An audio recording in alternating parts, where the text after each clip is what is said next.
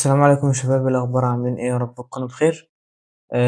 في فيديو النهارده هنتكلم شوية عن الcomponent داخل فيجما وأهميتها واستخداماتها والخصائص بتاعتها.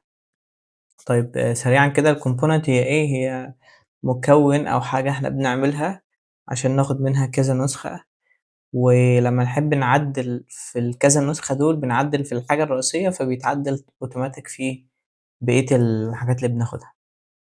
خلّيني أديكم مثال سريع كده.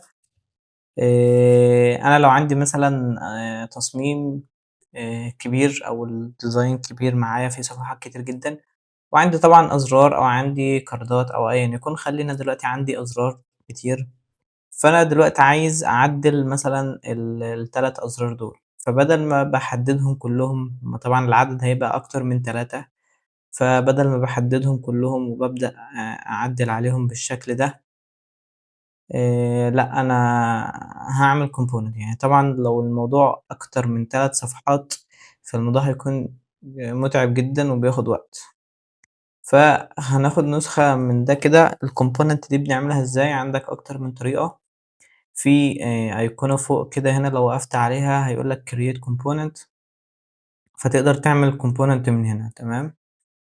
لو ضغطت عليها هيتحول معاك الframe. خلّينا نسميه بس الframe. لو وقفت عليها كده هيتحول معاك الframe للون بنفسجي كده، وبيتغيّر أو بيكون في أيقونة فوق كده بالشكل ده، اللي هي نفس الأيقونة اللي كانت فوق هنا اللي أنت ضغطت عليها، تمام؟ ده أول حاجة نقدر نعمل من خلالها component. تاني حاجة وهي إنه لو ضغطت click يمين على الframe نفسه هتلاقي في هنا تحت create component، تمام؟ اختصارها في الويندوز مش عارف إيه الصراحة، بس اختصارها في الماك اللي هو option command K، تمام، تقدر تعمل كده option command K. فأنت كده بقى عندك component، تمام. لسه ما اتغيرش أي حاجة، لسه أنا مش رابط الcomponent بالأزرار اللي عندي ديّة، فأنا عشان آخد من الcomponent دي نسخة يا إما باضغط option فبيتحول معايا السهم لسهمين كده، واخدين بالكم لمّا باضغط option وباخد منها نسخة، تمام. أو إني باقدر أجيبها من الassets من عندي من هنا، بعد كده create in this file بتلاقي كل الcomponent اللي عندك هنا، تقدر تسحب منها واحدة كده، تمام. ده الbottom component button اللي إحنا عملناه. ف بتاخد ده دلوقتي بقى نسخة من الcomponent. طيب إزاي نفرّق ما بين الcomponent الأصلية وما بين النسخة اللي من الcomponent؟ الcomponent الأصلية بيكون عليها الicons دي، تمام، الاتنين بيكونوا نفس الframe، إن هو الframe بتاعه بيبقى متحدد كده بلون بنفسجي. الفرق إن الcomponent المش أصلية أو النسخة اللي هي الinstance من الcomponent بيكون الicon بتاعة الcomponent اللي فوق ديّة كده outline كده، اللي هي stroke بس بدون إيه، التفاصيل اللي جوّه دي. دي الcomponent الأصلية، ديّة الinstance اللي من الcomponent الأصلية. طيب خلّينا نحذف بقى ال3 اللي فوق دول اللي هم مش component اللي هم الفريمات العادية. خلّينا ناخد 3 نسخة من الcomponent. دلوقتي إحنا بقى عندنا component وعندنا واخدين منها 3 نسخ أو 3 instance من الcomponent الأصلية. فأنا دلوقتي لو جيت حبيت إني أعدّل اللون بتاع الcomponent الأصلية، لو هتاخدوا بالكم فبيتغيّر معايا في ال3 أزرار، أو بيتغيّر معايا في ال3 instance اللي أنا واخدهم من الcomponent. دي أول حاجة.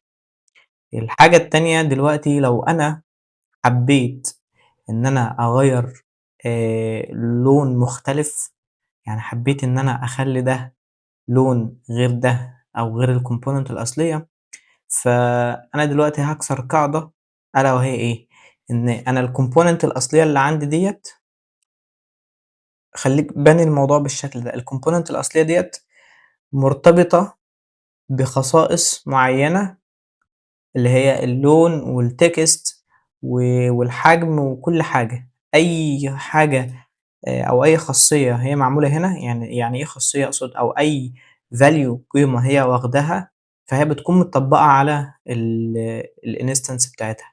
يعني إيه أكتر؟ خلّيني أوضّح، دلوقتي الcomponent دي أو الزرار ده واخد padding 10 من فوق ومن تحت، وواخد padding 10 من فوق ومن تحت برضه، والtext حجمه كذا، وواخد لون كذا، واخدة fill بلون كذا، وواخدة مثلًا stroke بلون كذا وهكذا.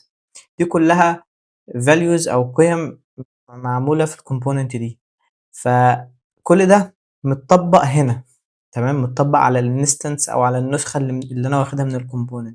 فلمّا باغيّر حاجة من القِيَم دي، كده أنا فصلت أو عملت unlink ما بين القيمة دي أو الحاجة اللي أنا غيّرتها وما بين الcomponent الأصلية. ده معناه إيه؟ معناه إن لمّا أنا هاغيّر الحاجة دي في الcomponent الأصلية مش هتتغيّر معايا.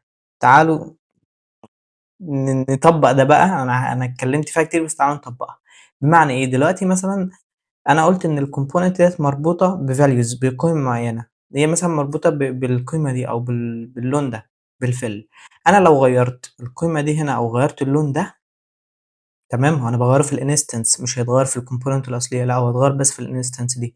فإذًا أنا دلوقتي عملت unlink للقيمة ديّة أو للfill ده في الinstance دي. بمعنى إيه أكتر؟ بمعنى إن أنا دلوقتي لو هاجي أغيّر اللون بتاع الcomponent الأصلية مش هيتغيّر معايا في اللي هي الinstance دي، لإن أنا عملت unlink في اللون، لإن أنا غيّرت اللون، كسرت الرابط ما بين الcomponent الأصلية والنسخة منها، تمام. أتمنى إن النقطة دي تكون واضحة.